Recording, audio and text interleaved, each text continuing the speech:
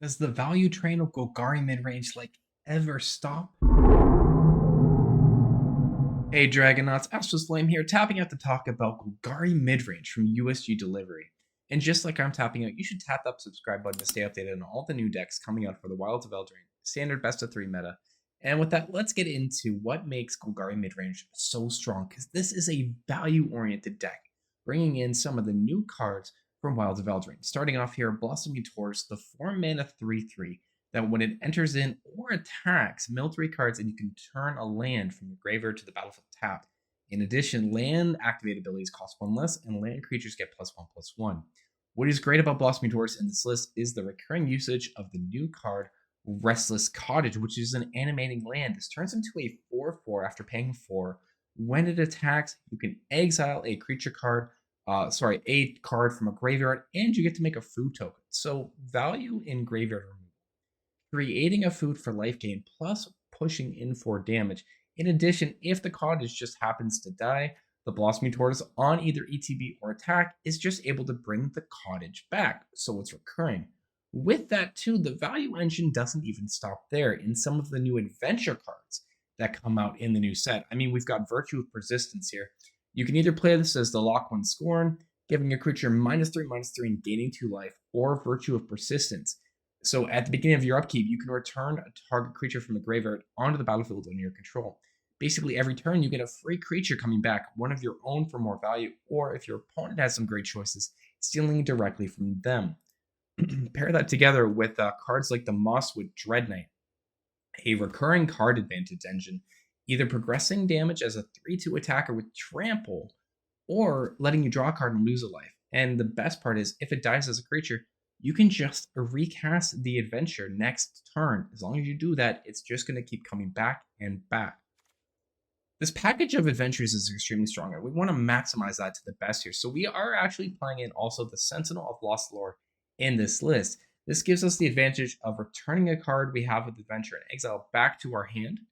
We can also put a card we don't own in exile that has adventure on the bottom of the opponent's library. So if the opponent is playing adventures, we can kind of mess with that, tuck it back in so we don't worry about that, or we can just get rid of a player's graveyard, which in this meta with the self-mill strategies and some reanimator stuff is pretty huge.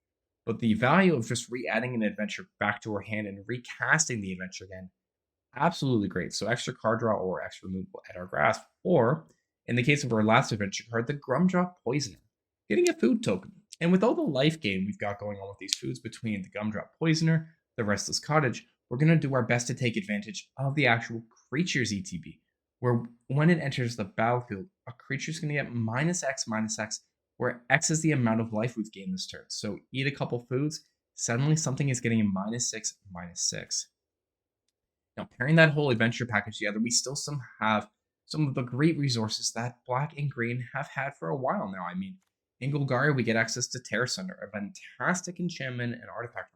Plus, paying that kicker just lets you exile any non-land permanent. You're going to have a straightforward removal package with cutdowns and go for the throats. These are pretty standard in the deck, along with Gix's command. Again, recurring that value, bringing either creatures back from your graveyard to your hand, something with some lifelink to stabilize, or getting rid of annoying creatures your opponent has and forcing a high-end sacrifice. Pair that with Glissa, and I mean, the card advantage and everything just rolls together so easily in this list.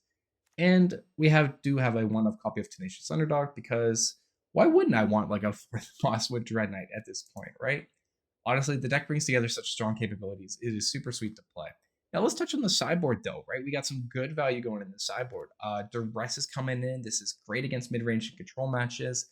Liliana, fantastic against control or other mid-range as well. Just forcing that sacrifice on key creatures when your opponent is not doing a go-wide strategy at all, and just getting rid of the advantage your opponent has by cards in hand, because you're going to get your cards back through graveyard means or just recurring them through Mosswood Dreadknight draws, Tenacious Underdog draws, Blossoming Tortoise bringing the lands back, Virtue and Persistence, etc. You just have an insane engine. Phyrexian Arena, great against control. This is fantastic because we want to keep that advantage rolling. We outvalue the opponent, we outvalue the game, we win. Tranquil Frobrax, also very nice against the 5-color matchup or enchantment-based decks. Blowing up any enchantments, getting rid of graveyards, gaining life. Also good against aggro, again, for that life gain. We love Soren the Mirthless versus aggro and mid-range. This is life-licking vampires, card advantage in hand. Our third Terror Sunder, very nice against the 5-color mid-range deck that's going around, or the ban control. Wherever you see a Leyline Binding or enchantments, basically, Terror Sunder is like an auto bring-in. And, of course, the end.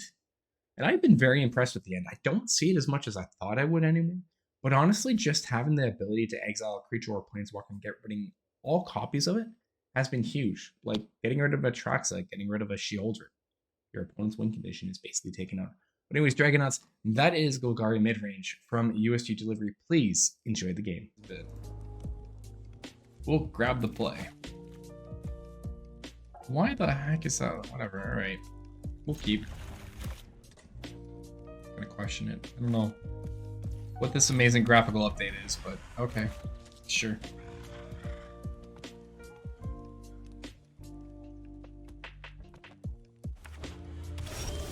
Alright, on the Restless Cottage, and we'll pass the turn.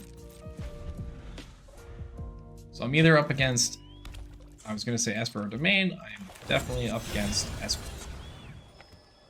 Let's make a food.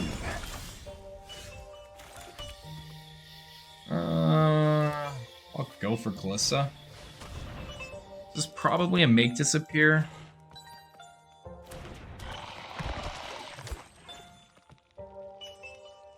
Play magic on an open book. Right, go for the throat, sure. Yeah, just another night. Opponent's got everything. Yep. Just for mid-range with winning announcement. Sure, sure. Play in our Mosswood Dreadknight. And I'll play in the Tenacious Underdog as well. Play in an open book. Sometimes, you know, wonders will never cease. 2/2, sure, sure. I'm gonna attack in, and then I'm gonna find the... Well, they can't play Warner in for released, actually. I get in for 6. Alright, that's nice. I'll go for the Gumdrop Poisoner here. We'll hold up 1 mana for Cutdown.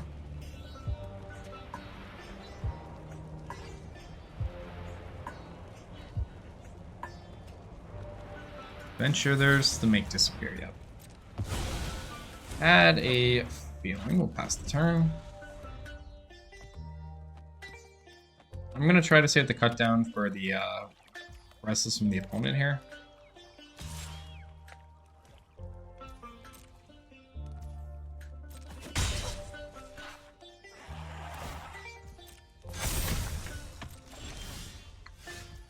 Another Dreadknight. Let's attack in for 6. Should force blocks.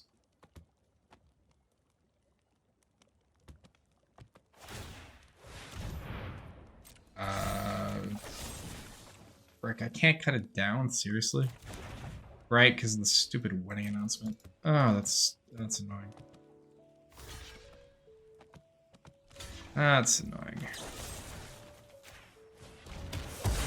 Alright, well, let's take out the 2/2, at least keep the underdog alive, I guess. And let's see what I draw. And let's replay it. The Rakdos Rats and Warsaw rolls not... although sometimes you gotta improvise. When I worked at a call job, a buddy... I work, flip over, trash cans to make a table. Yeah, it's fair for it, that's fair. Rakdos Rats and Orzhov rolls not fully functional optimized. I want to mess around with the cards forever. We didn't really try any Orzhov rolls deck. I did play the Rakdos Rats list. We ran into 3 domain decks. We got a win. But back-to-back domain just was not a really good experience versus the deck. It's not been, I want to say, like a pleasant night. Or for how things have been going.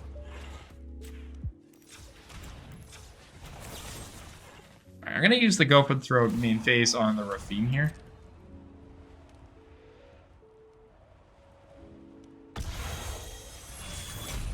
Even if they make disappear, I still just have the mana. Let's attack in for 6.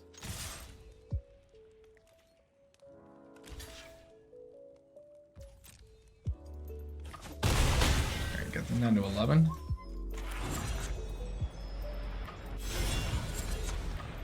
Go for the Dreadknight to draw. I still think they have to make disappear. Cast in the Dreadknight. What 2-mana card do you have in hand?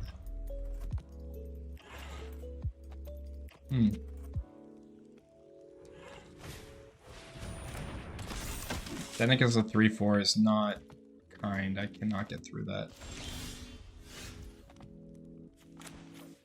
I can't even exile their graveyard too, which is the worst. Alright.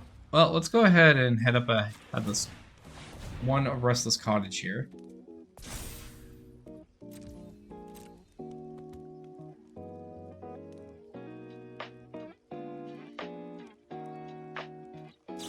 And there's Destroy Evil. Okay. Alright, sure.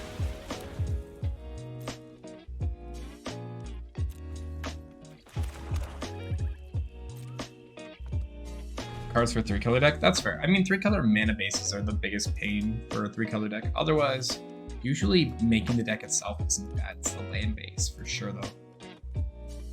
That's the one, none of them were mono red. I mean, I appreciate the sentiment for it. It's not that I don't. I'm not feeling bad. I'm just like frustrated, you know. I might actually double block on the Restless here.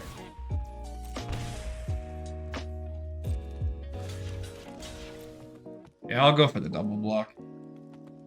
Oh, come on. Do you seriously have to go for the throat again? Alright.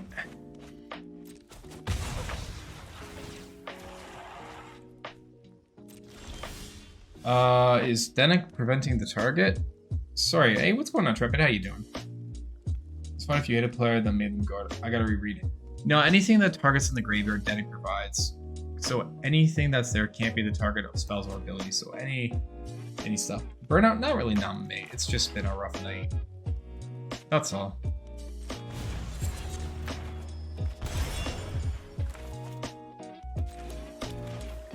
It's just been a rough night.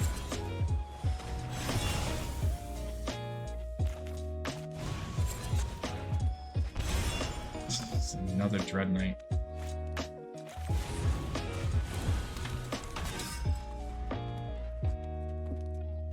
Okay. Died of the stupid Restless Cottage. Yeah, no blocks.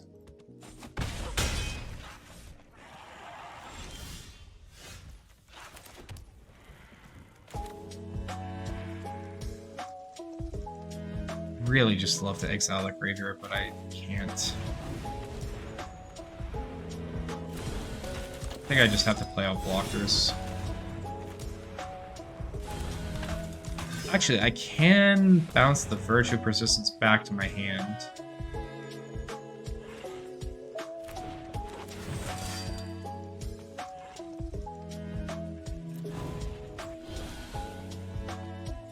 Bounce that back.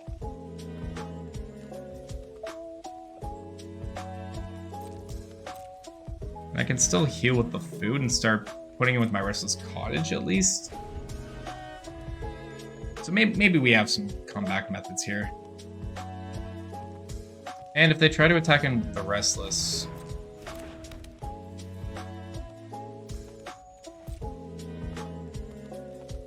Alright, so they didn't go in with Restless, that's fine. Let's eat the food.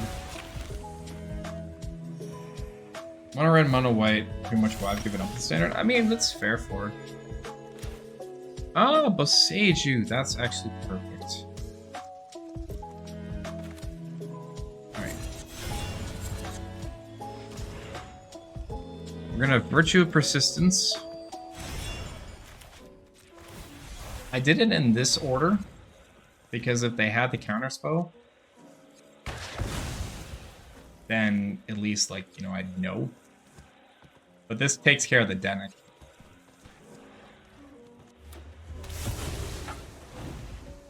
So that's good. And then let's go ahead and head up our Restless Cottage.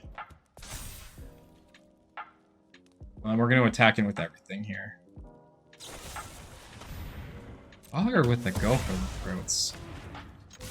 Fine, I'm still going to hit him with everything. My goodness. How you doing tonight, by the way, Neman Intrepid? Happy Tuesday. Hope you both are keeping well. It's been a frustrating night for me, sadly. It's been a lot of mana floods, mana screw, and just not a good ladder experience. Alright, sure. Valley's fine.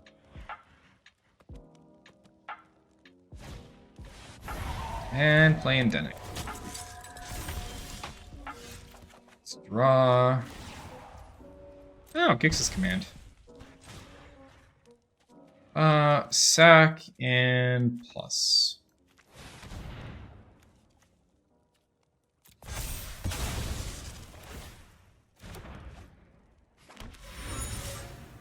There.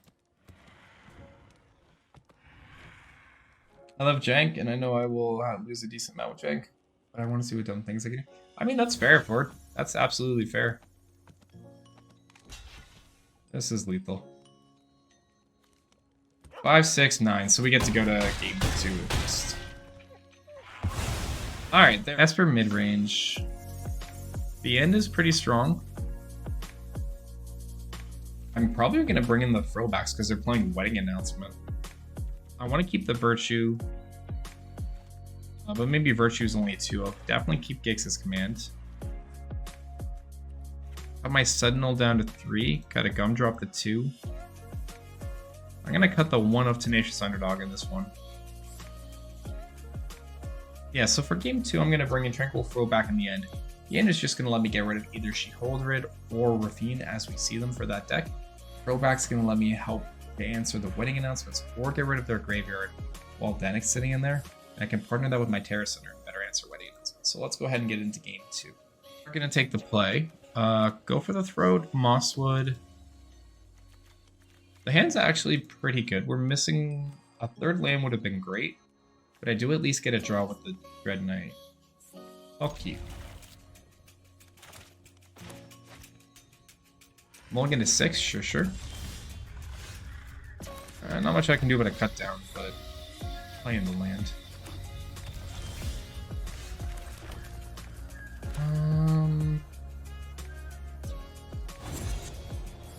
I'm gonna go to playing the Mosswood here as a creature. If they have a Make Disappear, I'd rather draw it out now.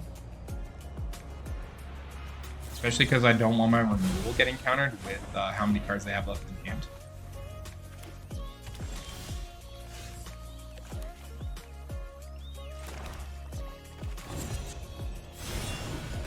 We'll go for a second Mosswood.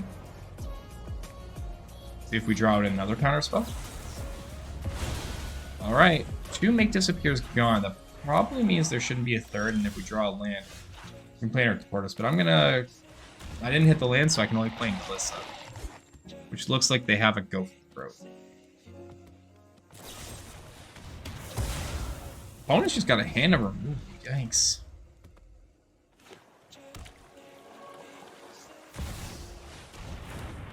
Alright, all priority in our upkeep and go for the throat, kill their Shelly. Yeah, land off the top. Thank you.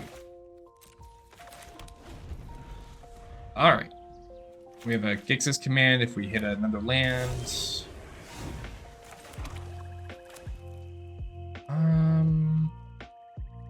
We're gonna go for our Blossoming Tortoise.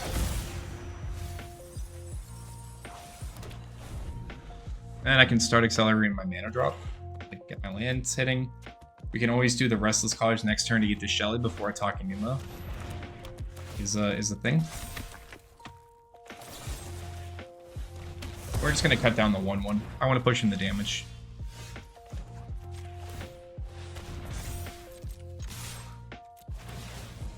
And we'll eat Shelly. Oh, there's a Boseiju. Crack him into 12, pass the turn.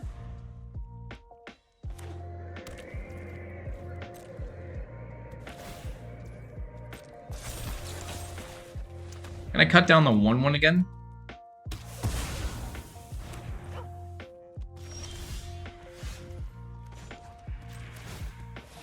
Play in our Restless Cottage, and we'll swing in for 8.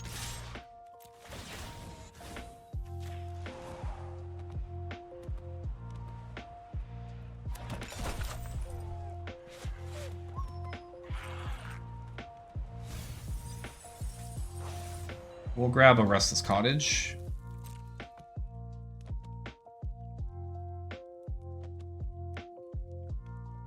So a Ganjo or Wandering Emperor is annoying, but even if Emperor comes in, I think we're still going to be in a fine position. Let's go ahead and see what they do here. Who harms my people must contend with me. I'm just going to use a Go for the Throat and kill my own Restless Cottage, deny them the life. And then next turn I can just play in Shelly. I could also consider Gix's commanding, clearing the 1/1 that might be developed here so I can kill...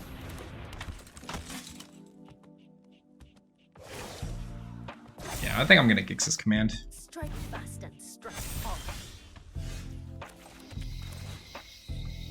So, force the sack and destroy 2.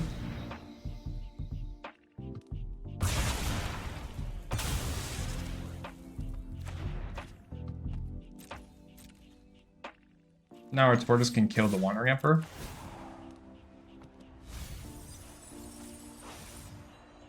We'll bring back the Restless Cottage.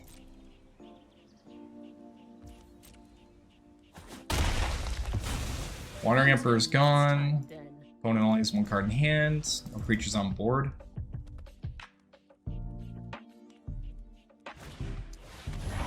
Pretty one-sided? Close. I'm actually gonna use up some food here.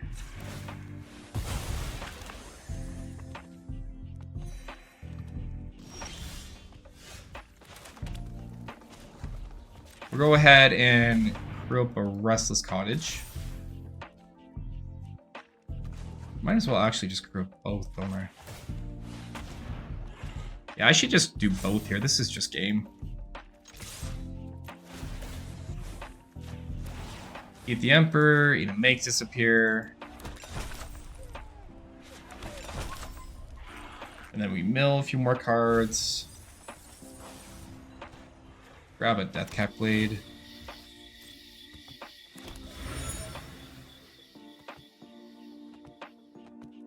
Doesn't really matter what they do here. Like if it's Edict, I'll sack a Tortoise. Destroy Evil, sure, that's fine.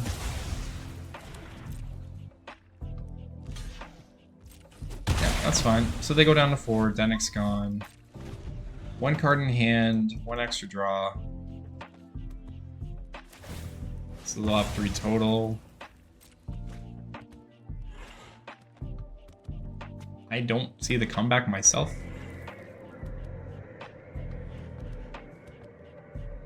Especially because like all I have to do is Restless Cottage attack in and then play Shelly after.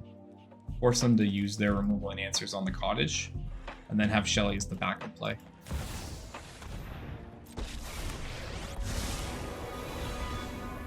With the right tools, I can do anything. It's like your defenses aren't even there. We'll just use up a bit of food because we can.